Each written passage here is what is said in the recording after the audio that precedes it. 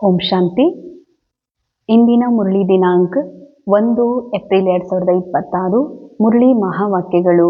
मीठे बच्चे, बाबा जो है जैसा है तुम बच्चों में भी नंबरवार पहचानते हैं. अगर सब पहचान ले तो बहुत भीड़ मच जाए. ಬಾಬಾ ಹೇಳ್ತಾರೆ, ಬಾಬಾ ಯಾರಿದ್ದಾರೆ, ಹೇಗಿದ್ದಾರೆ, ಈ ಸತ್ಯವನ್ನ ತಾವು ಮಕ್ಕಳಲ್ಲೂ ಕೂಡ ನಂಬರ್ ವಾರ್ ಮಾತ್ರ ತಿಳ್ಕೊಂಡಿದ್ದೀರಿ. ಈ ಮಾತು ಒಂದು ವೇಳೆ ಜಗತ್ತಿನ ಎಲ್ಲ ಮಾನವಾತ್ಮರಿಗೂ ಗೊತ್ತಾಗ್ಬಿಡ್ತು ಅಂತಂದ್ರೆ ಬಾಬಾ ಹೇಳ್ತಾರೆ, ಇಲ್ಲಿ ಬಹಳ ಬಹಳ ಜನದ ಸಂದಣಿ ಅಥವಾ ಭೀಡ್ ಸೇರ್ಕೊಂಡು ಬಿಡ್ತದ ಅಂತ ಹೇಳ್ತಾರೆ ಬಾಬಾ. ಅಂದರೆ ಇಲ್ಲಿ ಏನೂ ತಿಳಿಲಿಕ್ಕೆ ಆಗದಂತಹ ಜನರ ಒಂದು ಸಮೂಹ ಸೇರ್ಕೊಂಡು ಬಿಡ್ತದ. ಯಾಕೆ ಅಂದರೆ ಪರಮಾತ್ಮನ ಸತ್ಯವನ್ನು ಅರಿತ ಮೇಲೆ ಪರಮಾತ್ಮನ ಈ ರೀತಿ ಅವತರಣೆ ಆಗಿದೆ, ಪರಮಾತ್ಮನ ಸತ್ಯ ನಾಲೆಡ್ಜ್ ಇಲ್ಲಿ ಸಿಗ್ತದ ಅಂತ ಅಂದಮೇಲೆ ಅದನ್ನು ಪ್ರಾಪ್ತಿ ಮಾಡ್ಕೊಳ್ಳೋಕೆ ಎಲ್ಲರೂ ಕ್ಯೂ ಹತ್ತಾರ, ಎಲ್ಲರೂ ಬರ್ತಾರ.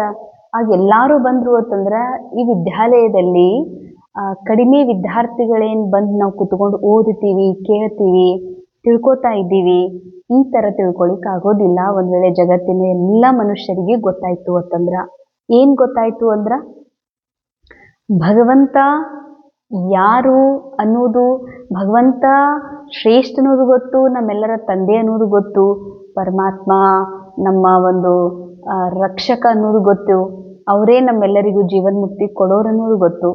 ಆದರೆ ಹೇಗಿದ್ದಾರ, ಯಾವ ರೂಪದಲ್ಲಿದ್ದಾರ ಮತ್ತು ಈ ಸೃಷ್ಟಿ ನಾಟಕದಲ್ಲಿ ಹೇಗೆ ಬಂದಿದ್ದಾರನ್ನುವಂಥದ್ದು ಇದು ಯಾರಿಗೂ ಆಗಿಲ್ಲ ಅಂತಾರೆ ಬಾಬಾ. ಒಂದು ವೇಳೆ ಗೊತ್ತಾಯ್ತು ಅಂತಂದ್ರೆ ಇಲ್ಲಿ ಕಂಟ್ರೋಲ್ ಮಾಡಲಿಕ್ಕೂ ಆಗೋದಿಲ್ಲ, ಅಷ್ಟು ಜನ ಸೇರ್ಕೊಂಡು ಬಿಡ್ತಾರೆ. ಅಂದರೆ ಇನ್ನೂ ಯಾರಿಗೂ ಗೊತ್ತಾಗಿಲ್ಲ. ಯಾರಿಗೆ ಗೊತ್ತಾಗಿದೆ, ಯಾರನ್ನ ಪರಮಾತ್ಮ ಸ್ವಯಂ ಆಯ್ಕೆ ಮಾಡಿಕೊಂಡು ಸೆಲೆಕ್ಟ್ ಮಾಡಿಕೊಂಡು ಕೆಲವು ಮಕ್ಕಳಿಗೆ ತನ್ನ ಸತ್ಯ ಪರಿಚಯವನ್ನು ಕೊಟ್ಟಿದ್ದಾರೋ ಅವರೊಳಗೂ ಕೂಡ ನಂಬರ್ ವಾರ್ ಪರಿಶ್ರಮದ ಅನುಸಾರ ಪರಮಾತ್ಮನನ್ನು ಅರ್ಥ ಮಾಡ್ಕೊಂಡಿದ್ದಾರೆ. ಅಂದರೆ ಪರಮಾತ್ಮನನ್ನು ತಿಳ್ಕೊಳ್ಳೋದು ಅಂತಂದರೆ ದೇಹದ ಭಾನ, ದೇಹದ ಜಗತ್ತನ್ನು ಎಲ್ಲಿಯವರೆಗೆ ಪೂರ್ಣ ಬಿಡೋದಿಲ್ವೋ ಅಲ್ಲಿವರೆಗೆ ನಿರಾಕಾರ ತಂದೆಯನ್ನು ಪೂರ್ಣ ಅರ್ಥ ಮಾಡ್ಕೊಳ್ಳಿಕ್ಕೆ ಸಾಧ್ಯ ಇಲ್ಲ. ಮೂಲ ಮನಸ್ಸು ಪರಮಾತ್ಮನನ್ನ ಏನಂತ ತಿಳ್ಕೊಂಡಿದೆ, ಆದರೆ ಯಾವುದು ಮಾಯಿಗೆ ವಶಭೂತಾದಂಥ ಮನಸ್ಸಿದೆ ಅದು ಏನು ತಿಳ್ಕೊಂಡಿದೆ ಅಂತಂದ್ರೆ ನಾ ಎಲ್ಲ ತಿಳ್ಕೊಂಡಿದ್ದೀನಿ ಅಂತ, ನನಗೆಲ್ಲ ಬಾಬಾನೂ ಗೊತ್ತು, ನನಗೆ ಆತ್ಮನೂ ಗೊತ್ತು ಅಂತ ತಿಳ್ಕೊಂಡಿದೆ. ಆದರೆ ಬಾಬಾ ಅಂತಾರ ಇಲ್ಲ, ನಂಬರ್ ವಾರ್ ಪುರುಷಾರ್ಥಾನುಸಾರ. ಯಾಕಂದರೆ ಮನಸ್ಸು ಯಾವತ್ತೂ ಏನು ತಿಳ್ಕೊತ, ನನಗೇನು ದೇಹ ಅಭಿಮಾನನೂ ಇಲ್ಲ, ವಿಕಾರ ಇಲ್ಲ, ನಾನು ಪೂರಾ ಈಗ ರೆಡಿ ಇದ್ದೀನಿ, ನಾ ಪೂರಾ ಈಗ ಬಾಬಾ ಕರೆದ್ರೆ ಎವರ್ ರೆಡಿ ಇದ್ದೀನಿ, ನಾ ಪೂರಾ ಸಂಪನ್ನ ಇದ್ದೀನಿ, ನಾ ಕಂಪ್ಲೀಟ್ ಪಾವನ್ ಇದ್ದೀನಿ ಅಂತಲೇ ತಿಳ್ಕೊತದ ದೇಹಭಾನದ ಮನಸ್ಸು. ಅದಕ್ಕೆ ಬಾಬಾ ಹೇಳ್ತಾರೆ, ತಿಳ್ಕೊಂಡಿದ್ರಿ ಅಂತಂದ್ರೆ ಬಾಬನ ಸ್ಥಿತಿನೇ ನಮ್ಮ ಸ್ಥಿತಿ ಆಗಿಬಿಡ್ತದ, ಬಾಬನ ಆತ್ಮಿಕ ಅವಸ್ಥೆಯೇ ನನ್ನ ಅವಸ್ಥೆ ಆಗಿಬಿಡ್ತದ. ಅದಕ್ಕೆ ಇನ್ನೂ ಮಕ್ಕಳು ಪೂರ್ಣ ತಿಳ್ಕೊಂಡಿಲ್ಲ. ಪೂರ್ಣ ತಿಳ್ಕೊಂಡಿಲ್ಲ ಅಂದ್ರೆ ಏನರ್ಥ? ಪೂರ್ಣ ನಿಶ್ಚಯ ಇಲ್ಲ ಅಂತ, ಪೂರ್ಣ ಸ್ವಯಂನ ಮೇಲೆ ನಿಶ್ಚಯ ಇಲ್ಲ, ಪೂರ್ಣ ದೇಹಭಾನದಿಂದ ಡಿಟ್ಯಾಚ್ ಆಗಿಲ್ಲ. ಅದಕ್ಕಂತನೇ ಬಾಬಾನೂ ಕೂಡ ಪೂರ್ಣ ತಿಳ್ಕೊಳ್ಳಿಕ್ಕ, ಅರಿಲಿಕ್ಕೆ ಅಥವಾ ಹೇಗಿದ್ದಾರೆ ಅಂತ ಅನುಭವ ಮಾಡಲಿಕ್ಕೆ ಆಗಿಲ್ಲ. ಪ್ರಶ್ನೆ, ಚಾರೋ ಓರ್ ಪ್ರತ್ಯಕ್ಷತಾ ಕಾ ಆವಾಜ್ ಕಬ್ ಫೈಲೇಗಾ?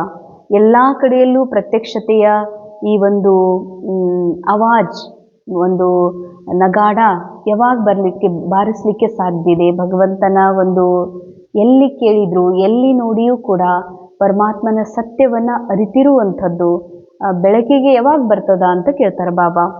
ಉತ್ತರ, ಜಬ್ ಮನುಷ್ಯೋं को पता पड़ेगा कि स्वयं भगवान इस पुरानी दुनिया का विनाश करा के नई दुनिया स्थापन करने आए हैं. ಯಾವಾಗ ಈ ವಿಷಯ ಗೊತ್ತಾಗ್ತದ, ಸ್ವಯಂ ಪರಮಾತ್ಮ, ಸ್ವಯಂ ಎಲ್ಲ ಆತ್ಮರ ತಂದೆ ನಿರಾಕಾರ ಭಗವಂತ ಈ ಸೃಷ್ಟಿ ನಾಟಕದಲ್ಲಿ ಹಳೆಯ ಜಗತ್ತಿನೊಳಗ ಬಂದಿದ್ದಾರೆ, ಬಂದು ಅವರು ಹಳೆಯ ಜಗತ್ತಿನ ವಿನಾಶ ಮತ್ತು ಹೊಸ ಜಗತ್ತಿನ ಸ್ಥಾಪನೆ ಮಾಡ್ತಾ ಇದ್ದಾರಂತೆ ಯಾವಾಗ ಗೊತ್ತಾಗ್ತದೋ ಅವಾಗ ಭಗವಂತನ ಪ್ರತ್ಯಕ್ಷತೆ ಆಗ್ತದ. ಹಳೆಯ ಜಗತ್ತಿನ ವಿನಾಶ ಅಂತಂದರೆ ಹಳೆಯ ಜಗತ್ತಿನೊಳಗಿನ ದೇಹಬಾನದ ದ್ವಾಪರ ಕಲಿಯುಗದ ಎಲ್ಲ ಬಿಲೀಫ್ ಸಿಸ್ಟಮ್ಸ್ ಯಾವಾಗ ಇಲ್ಲಿಂದ ಡಿಲೀಟ್ ಆಗ್ತದೋ, ಜಗತ್ತಿನೊಳಗೆ ಏನು ಕಾಣ್ತಾ ಇದೆ ಇದರ ಅಂತ ಆಗೋದಲ್ಲ, ಇದಂತೂ ಸೆಕೆಂಡಲ್ಲಿ ಅಂತ ಆಗ್ತದ. ಮನಸ್ಸಿನಲ್ಲಿ ತುಂಬಿದಂಥ ಹಳೆಯ ಜಗತ್ತಿನ ಎಲ್ಲ ಸಂಸ್ಕಾರಗಳು, ಹಳೆಯ ಜಗತ್ತಿನ ದೇಹವಾನದ ಎಲ್ಲ ರೀತಿಯ ಅನುಭವಗಳು, ಎಲ್ಲ ರೀತಿಯ ನೆನಪುಗಳೇನದಾವ, ಇವು ಯಾವಾಗ ಹಳೆಯ ಜಗತ್ತು ಈ ಮನಸ್ಸಿನಿಂದ ಡಿಲೀಟ್ ಆಗ್ತದ, ಈ ಮನಸ್ಸಿನಿಂದ ಮರ್ಜ್ ಆಗಿ ಹೋಗ್ತದ ಮತ್ತು ಹೊಸ ಜಗತ್ತು ರೀಮರ್ಜ್ ಆಗ್ತದೋ, ಅವಾಗ ಪರಮಾತ್ಮ ಯಾರು ಅನ್ನೋದು, ಏನನ್ನೋದು ಎಲ್ಲರಿಗೂ ಪ್ರತ್ಯಕ್ಷ ಆಗ್ತಾರೆ. ಸೆಕೆಂಡ್ ಪಾಯಿಂಟ್, ಹಮ್ ಸಬ್ಕಿ ಸದ್ಗತಿ ಕರ್ನೆ ವಾಲಾ ಬಾಬಾ ಹಮೇ ಭಕ್ತಿ ಕ ಫಲ್ ದೇನೆ ಆಯಾ ಹೇ. ಎಲ್ಲರಿಗೂ ಯಾವಾಗ ಈ ವಿಷಯ ಗೊತ್ತಾಗ್ತದ, ನಮಗೆ ಸದ್ಗತಿ ಕೊಡುವಂತಹ, ಸತ್ಯ ಮಾರ್ಗದರ್ಶನ ಮಾಡುವಂತಹ, ತಮ್ಮ ಸಮಾನ ಮಾಡುವಂಥ ಪರಮಾತ್ಮ ಈ ನಾಟಕದಲ್ಲಿ ಬಂದಿದ್ದಾರೆ, ಭಕ್ತಿ ಫಲ ಕೊಡ್ಲಿಕ್ಕೆ ಬಂದಾರಂತ ಯಾವಾಗ ಗೊತ್ತಾಗ್ತದೋ ಅವಾಗ ಪರಮಾತ್ಮನ ಪ್ರತ್ಯಕ್ಷತೆ ಆಗ್ತದೆ. ಯಹ ನಿಶ್ಚಯ ಹೋ ತು ಪ್ರತ್ಯಕ್ಷತಾ ಹೋ ಜಾಯೆ. ಒಂದು ವೇಳೆ ಈ ನಿಶ್ಚಯ ಆಗ್ಬಿಟ್ರ ಈ ಜಗತ್ತಿನಲ್ಲಿ ಭಗವಂತನ ಪ್ರತ್ಯಕ್ಷತೆ ಆಗ್ಬಿಡ್ತದೆ. ಚಾರೋ ಓರ್ ಹಲ್ಚಲ್ ಮಚ್ ಜಾಯೆ, ಎಲ್ಲ ಕಡೆಗೆ ಹಲ್ಚಲ್. ಹೇಗೆ ಸಿಲಿಂಡರ್ನ ವಿಷಯ ನಡೀತಾ ಇದೆ ಅಂತ, ಇನ್ನೂ ಸಿಲಿಂಡರ್ ಹಾಗೆ ನೋಡಿದ್ರೆ ಸ್ವಲ್ಪ ಇದೆ, ಸಿಗಬಹುದು ಅನ್ನುವಂಥ ಚಾನ್ಸ್ ಅದ, ಸಿಗುವುದೇ ಇಲ್ಲ, ಇರುವುದು ಇಷ್ಟೇ, ಇನ್ನೆಲ್ಲೂ ಸಪ್ಲೈನೇ ಇಲ್ಲ, ಇರುವುದೇ ನಮಗೆ ಸಿಗಬೇಕು ಅಂತಂದ್ರೆ ಏನೇನು ಆಗ್ಬೋದಾಗಿತ್ತು. ಹಾಗೆ ಬಾಬಾ ಹೇಳ್ತಾರ, ಭಗವಂತ ಬಂದು ವಾಪಸ್ ಹೋಗ್ತಾ ಇದ್ದಾರ, ಇನ್ನೇನು ಟೈಮ್ ಮುಗಿದ್ಬಿಡ್ತು, ಇಂಥಲ್ಲಿ ಬಂದಿದ್ದಾರಂತ ಅಂದ್ಬಿಟ್ರ ಏನು ಭೀಡ, ಏನು ಜನ ಸಂದು ಆಗ್ತದ. ಅದಕ್ಕೆ ಬಾಬಾ ಅಂತಾರ, ಇನ್ನೂ ಪರಮಾತ್ಮನ ಪೂರ್ಣ ಪ್ರತ್ಯಕ್ಷತೆ ನೀವು ಮಕ್ಕಳು ಮಾಡಿಲ್ಲ, ನೀವು ಯಾವಾಗ ಮಾಡ್ತೀರಿ ಆವಾಗ ಈ ಹಳೆಯ ಜಗತ್ತಿನ ಅಂತ ಮತ್ತು ಹೊಸ ಜಗತ್ತಿನ ಮರುಸ್ಥಾಪನೆ ಆಗಕ್ಕೆ ಸಾಧ್ಯ ಇದೆ. ಇಂದಿನ ಮುರಳಿಯ ಮುಖ್ಯ ಸಾರ, ತಕ್ದೀರ್ವಾನ್ ಬನ್ನೆ ಕೆ ಲಿಯೆ ಏಕ್ ಬಾಬಾ ಸೇ ಸಚ್ಚಾ ಸಚ್ಚಾ ಲವ್ ರಖನಾ ಹೇ. ಅದೃಷ್ಟವಾನರಾಗಬೇಕು ಅಂತಂದ್ರ ಸತ್ಯ ತಂದೆಯ ಜೊತೆಗೆ ಸತ್ಯವಾದ ಪ್ರೀತಿಯನ್ನ ಇಡ್ರಿ. ಪ್ರೀತಿ ಒಂದಿದೆ, ಪಾತ್ರದೊಳಗಿನ ಪ್ರೀತಿ, ಅವರನ್ನು ಕೇರ್ ಮಾಡ್ತಾರ, ಯಾರೋ ಬಹಳಷ್ಟು ಕೊಡು ತೆಗೆದುಕೊಳ್ಳುವ ಅಥವಾ ಕಾಳಜಿ ಮಾಡ್ತಾರಂದ್ರೆ ಇದನ್ನ ನಾವು ಪ್ರೀತಿ ಅಂತ ತಿಳ್ಕೊಂಡಿದ್ದೀವಿ. ಇದು ಪಾತ್ರದ ಪ್ರೀತಿ.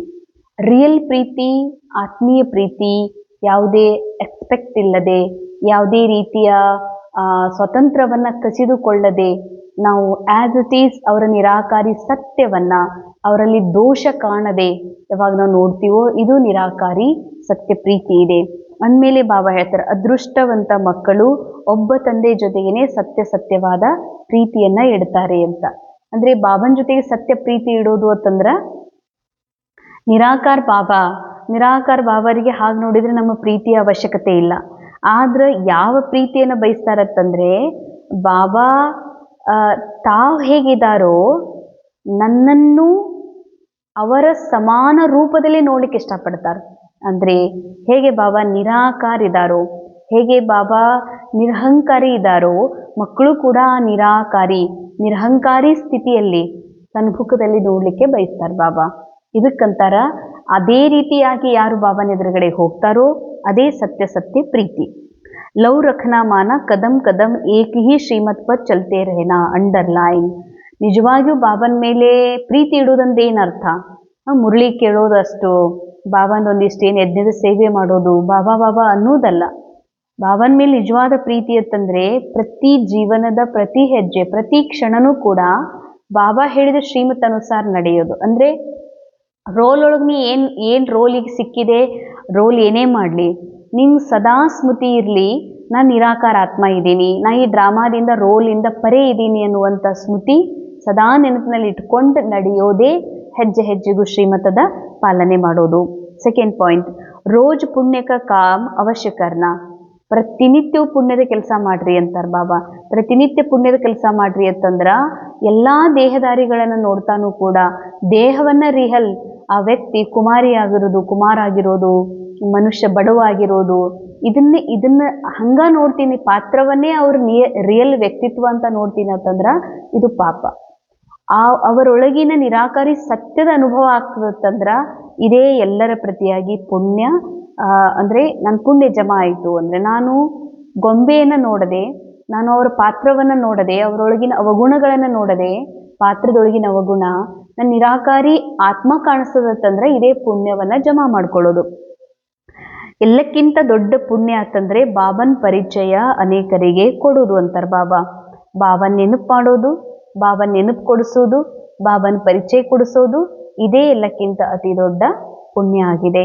ವರದಾನ್ ಅಪ್ನಿ ದೃಷ್ಟಿ ಅವರ ವೃತ್ತಿಗೆ ಪರಿವರ್ತನ ದ್ವಾರ, ತಮ್ಮ ದೃಷ್ಟಿ ಹಾಗೂ ವೃತ್ತಿಯ ಪರಿವರ್ತನೆಯ ಮೂಲಕ ಸೃಷ್ಟಿಯನ್ನ ಬದಲಾಯಿಸುವಂತಹ ಸಾಕ್ಷಾತ್ಕಾರ ಮೂರ್ತರು ಆಗ್ರಿ. अपनी वृत्ति के परिवर्तन से दृष्टि को दिव्य बनाओ तो दृष्टि द्वारा अनेक आत्माएं अपने यथार्थ रूप, यथार्थ घर तथा यथार्थ राजधानी देखेगी. ತಮ್ಮ ವೃತ್ತಿಯ ಪರಿವರ್ತನೆಯಿಂದ ದೃಷ್ಟಿಯನ್ನ ದಿವ್ಯ ಮಾಡ್ಕೊಡ್ರಿ. ವೃತ್ತಿ ಪರಿವರ್ತನೆ ಅಂದ್ರೆ ವೃತ್ತಿಯೊಳಗ ಭಾವದಲ್ಲಿ ಏನಿತ್ತು ಇಲ್ಲಿವರೆಗೆ, ಎಟಿಟ್ಯೂಡ್ ಏನಿತ್ತು ಅಂತಂದ್ರ ನಾ ಅಂದ್ರೆ ದೇಹ ಅಂತ ಎಟಿಟ್ಯೂಡ್ ಒಳಗಿತ್ತು. ಇವರು ದೇಹನೇ ಅದಾರ, ಅರ್ಥಾತ್ ಇವರು ಮನುಷ್ಯ ಅದಾರ, ಇವ್ರ ಮಮ್ಮಿ ಅದಾರ, ಪಪ್ಪ ಅದಾರ ಅನ್ನೋದಿತ್ತು. ಯಾವಾಗ ವೃತ್ತಿ ಬದಲಾಗ್ತದ, ಮಮ್ಮಿಯ ರೋಲ್, ಪಪ್ಪಾನ್ ರೋಲ್ ಅಥವಾ ಈ ಮನುಷ್ಯ ರೋಲ್ ಇದೆ, ಇದ್ರೊಳಗೆ ನಿರಾಕಾರ ಆತ್ಮ ಇದು ಸತ್ಯ ಅನ್ನೋದು ಯಾವಾಗ ವೃತ್ತಿ ಭಾವ ಬದಲಾಗ್ತದೋ ಅವಾಗ ದೃಷ್ಟಿ ಬದಲಾಗ್ತದ. ನನಗೆ ದೇಹ ಕಾಣಲ್ಲ, ಒಳಗಡೆ ಇರುವ ಸತ್ಯ ಕಾಣಲಿಕ್ಕೆ ಶುರುವಾಗ್ತದ. ಹೀಗೆ ಅನೇಕ ಆತ್ಮರಿಗೆ ಯಥಾರ್ಥ ರೂಪ, ಯಥಾರ್ಥವಾದ ಮನೆ, ಯಥಾರ್ಥವಾದ ರಾಜಧಾನಿ ಅವರಿಗೂ ಕಾಣಲಿಕ್ಕೆ ಶುರುವಾಗ್ತದ. ಈ ರೀತಿ ಯಥಾರ್ಥ ಸಾಕ್ಷಾತ್ಕಾರ ಮಾಡಿಸುವುದಕ್ಕಾಗಿ ವೃತ್ತಿಯೊಳಗ ಒಂದು ಸ್ವಲ್ಪವೂ ದೇಹ ಅಭಿಮಾನದ ಅಂಶ ಇರಬಾರ್ದು. ಯಾರೇ ನನ್ನ ಎದುರುಗಡೆ ಬರ್ತಾರಂದ್ರ ಅವ್ರಿಗೆ ಯಥಾರ್ಥ ಆತ್ಮರೂಪ, ಯಥಾರ್ಥ ಮನೆ, ಯಥಾರ್ಥವಾದ ಬಾಬಾನ್ ಸತ್ಯ ಆಸ್ತಿ ಪ್ರಾಪ್ತ ಆಗ್ಬೇಕು ಅಂತಂದ್ರ ನಿಮ್ಮ ವೃತ್ತಿಯೊಳಗ ಬಾಬಾ ಅಂತಾರ ಸ್ವಲ್ಪವೂ ದೇಹ ಅಭಿಮಾನದ ಅಂಶನೂ ಕೂಡ ಇರಬಾರ್ದು, ಚಂಚಲತೆ ಇರಬಾರ್ದು ಅಂತಾರ ಬಾಬಾ. ಒಮ್ಮೆ ಆತ್ಮ ಅಂತ ತಿಳ್ಕೊಳ್ಳೋದು, ಒಮ್ಮೆ ನನ್ನ ದೇಹ ನನಗೆ ಪೇನ್ ಆಗ್ತದ, ನನಗೆ ತ್ರಾಸ ಆಗೈತಿ, ನನಗೆ ಹಸು ಆಗೈತಿ ಅಂತ ಫೀಲ್ ಮಾಡೋದು. ಯಾಕಂದ್ರೆ ಆತ್ಮಕ್ಕೆ ಹಸು ಆಗಲ್ಲ, ಪೇನ್ ಆಗಲ್ಲ, ಪಾತ್ರಕ್ಕಾಗ್ತದ. ಆದರೆ ಒಮ್ಮೊಮ್ಮೆ ನನ್ನನ್ನು ಇದೆಲ್ಲವನ್ನ ನಿರಾಕಾರಿ ಸಾಕ್ಷಿ ಭಾವದಲ್ಲಿ ನೋಡೋದು, ಒಮ್ಮೊಮ್ಮೆ ಎಲ್ಲವೂ ನಾನಾ ಅಂತ ಅನುಭವ ಮಾಡೋದು, ಇದಕ್ಕಂತಾರೆ ಚಂಚಲತೆ. ಈ ರೀತಿ ದೇಹ ಅಭಿಮಾನದ ಚಂಚಲತೆ ಇದೆ ಅಂತಂದ್ರ ನಾವು ಇನ್ನೊಬ್ಬರಿಗೆ ಯಥಾರ್ಥ ಸಾಕ್ಷಾತ್ಕಾರವನ್ನ ನಮ್ಮ ಮೂಲಕ ಮಾಡಿಸ್ಲಿಕ್ಕೆ ಆಗೋದಿಲ್ಲ. ಅಂದಮೇಲೆ ವೃತ್ತಿಯ ಸುಧಾರಣೆಯಿಂದ ದಿವ್ಯ ದೃಷ್ಟಿ ದಿವ್ಯ ಆಗ್ತದ. ಭಾವ ಒಳಗೆ ಬದಲಾಯಿತು ಅಂದ್ರೆ ದೃಷ್ಟಿ ಬದಲಾಗ್ತದ ಅಂತಾರೆ ಬಾಬಾ. ದೃಷ್ಟಿ ಬದಲಾಯಿತು ಅಂದ್ರೆ ಸೃಷ್ಟಿ ಪರಿವರ್ತನೆ ಆಗ್ತದೆ. ದೇಖ್ನೆ ವಾಲೆ ಅನುಭವ ಕರೆಂಗೆ ನಯನ್ ನಹಿ, ನೋಡುವಂಥವ್ರು ಅನುಭವ ಮಾಡ್ತಾರ. ಇವ್ರ ಕಣ್ಣಲ್ಲ, ಇವು ಜಾದುವಿನ ಒಂದು ಬಾಲ್ ಅದಾವ, ಜಾದುವಿನ ಡಬ್ಬ ಅದಾವ, ಈ ಕಣ್ಣಿನ ಮೂಲಕ ನನಗೇನೋ ಜಾದೂ ಆಗ್ತಾ ಇದೆ ಅಂತ ಅನುಭವ ಮಾಡ್ತಾರ. ಆ ಕಣ್ಣು ಸಾಕ್ಷಾತ್ಕಾರದ ಸಾಧನಗಳು ಆಗ್ತವೆ. ಕಣ್ಣು ಅಂತಂದ್ರೆ ಈ ಕಣ್ಣಲ್ಲ, ನಿನ್ನ ದಿವ್ಯ ದೃಷ್ಟಿ, ನಿನ್ನ ಆತ್ಮಿಕ ಭಾವ ಎಕ್ದಮ್ ಸದಾ ಇತ್ತು ಅಂತಂದ್ರ ಈ ಕಣ್ಣಿನ ಮೂಲಕವೂ ಕೂಡ ಆ ರೀತಿ ಸಾಕ್ಷಾತ್ಕಾರ ಆಗ್ತದೆ. ಸ್ಲೋಗನ್ सेवा के उमंग उत्साह के साथ बेहद की वैराग्य वृत्ति ही सफलता का आधार है. ಸೇವೆಯ ಉಮಂಗ ಉತ್ಸಾಹದ ಜೊತೆಗೆ ಬೇಹದ್ದಿನ ವೈರಾಗ್ಯ ವೃತ್ತಿಯೇ ಸಫಲತೆಗೆ ಆಧಾರ ಆಗಿದೆ. ಮೊದಲು ಸಫಲತೆ ಅಂದ್ರೆ ಏನು? ಸಫಲತೆ ಅಂತಂದ್ರೆ ಕೇವಲ ಸ್ಥೂಲ ಸೇವಾದೊಳಗ ಅಭಿವೃದ್ಧಿ ಆಗುವುದೇ, ಅಥವಾ ಜೀವನದ ಮನೆತನದೊಳಗ ಅಥವಾ ನಮ್ಮ ಪರಿವಾರದೊಳಗ ಎಲ್ಲ ಸರಿಯಾಗಿ ನಡೀತದಂದ್ರ ಇದು ಸಫಲತೆ ಅಲ್ಲ, ಅದು ಡ್ರಾಮಾ, ಅದು ಆಕ್ಟಿಂಗ್. ಸಫಲತೆ ಅಂದ್ರೆ ಕ್ಷಣ ಕ್ಷಣವೂ ದೇಹಭಾನದಿಂದ ಪರೆಯಾಗುವ ನನ್ನ ಅಭ್ಯಾಸದಲ್ಲಿ ವೃದ್ಧಿ ಆಗ್ತಾ ಇದೆ. ಪ್ರತಿಯೊಂದು ಘಟನೆಗಳನ್ನ ನಾನು ಸಾಕ್ಷಿಯಾಗಿ ನೋಡ್ತೀನಂತಂದ್ರ ಇದು ಸಫಲತೆ. ಈ ಸಫಲತೆಗೆ ಆಧಾರ ಏನಾಗಿದೆ? ಸೇವೆಯನ್ನು ಉಮಂಗ ಉತ್ಸಾಹದಿಂದ ಬಲೆ ಮಾಡ್ರಿ, ಆದ್ರೆ ಅಷ್ಟೇ ವೈರಾಗ್ಯ ವೃತ್ತಿಯು ಕೂಡ ಇರಬೇಕು. ಆಗ ಸಫಲತೆಗೆ ಇದೇ ಆಧಾರ ಅಂತಾರೆ ಬಾಬಾ. ಅವ್ಯಕ್ತಿಸಾರ ಇವತ್ತು 1ನೇ ತಾರೀಕು, ಇವತ್ತಿನ ಮೊದಲನೆಯ ಅವ್ಯಕ್ತಿಸಾರಿಯ ಟೈಟಲ್ ಆಗಿದೆ. ಮಹಾನ್ ಆಗಬೇಕು ಅಂತಂದ್ರೆ ಮಧುರತೆ ಹಾಗೂ ನಮ್ರತೆಯ ಗುಣವನ್ನ ಧಾರಣೆ ಮಾಡ್ಕೊಡ್ರಿ.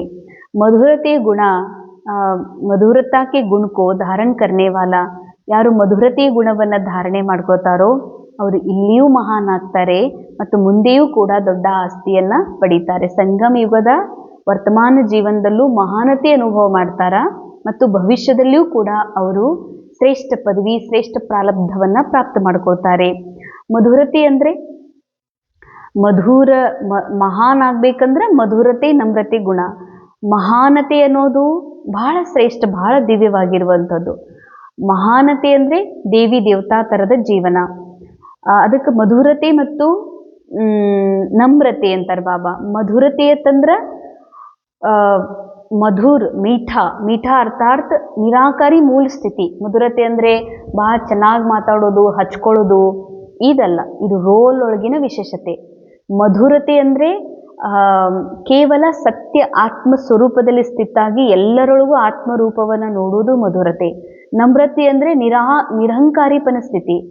ನಾನು ಪಾತ್ರದಲ್ಲಿ ಹೊಂದಿರುವುದರ ಅಭಿಮಾನ ಪಡೆದೆ. ಪಾತ್ರ ಡ್ರಾಮಾನುಸಾರ ಸಿಕ್ಕಿದೆ, ಪಾತ್ರದಲ್ಲಿ ಏನಿದೆ ಇದೆಲ್ಲ ಡ್ರಾಮಾನುಸಾರ, ಪದವಿ ಪ್ರಾಪ್ತಿ, ಪೊಸಿಷನ್, ಗುಣ ಇವೆಲ್ಲವು. ನಾ ನಿರಾಕಾರ ಸಂಪೂರ್ಣ ಆತ್ಮ, ಹಾಗೆ ಎಲ್ಲರೂ ಇದ್ದಾರನ್ನುವಂಥದ್ದೇನಿದೆಯಲ್ಲ ಇದು ನಮ್ರತೆ.